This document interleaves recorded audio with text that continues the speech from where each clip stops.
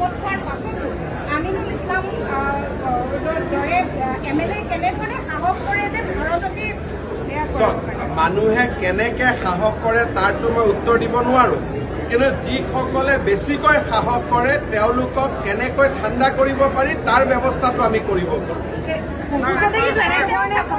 পাকিস্তানে তেওঁক কৈছে নিউজ কৰিছে যে শুদ্ধ কথা কোৱাৰ বাবে তেওঁক এৰেষ্ট কৰা নহয়।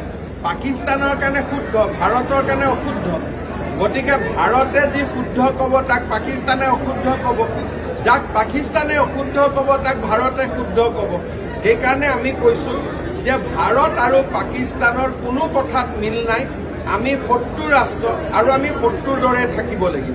যোনে ভাৰত বিৰোধী মন্তব্য দিব তেওঁকে আমি গ্ৰেপ্তাৰ কৰিম আৰু দৰকাৰ হ'লে নেশ্যনেল ছিকিউৰিটি এক্ট, ৰাষ্ট্ৰীয় নিৰাপত্তা আইনো আমি তেওঁলোকৰ ওপৰত জাপি দিম। আজি ৰাতিপুৱাও হাজোৰ এজন যুৱকক গ্ৰেপ্তাৰ কৰা হৈছে, যিয়ে এনেকুৱা ধৰণৰ পোষ্ট আহিছে। আমি পৰীক্ষা কৰিছো, যিটো পোষ্টে ৰাষ্ট্ৰ বিৰোধী বুলি আমি ভাবিছো তেওঁলোকৰ ওপৰতে আমি একশ্যন ল'ম।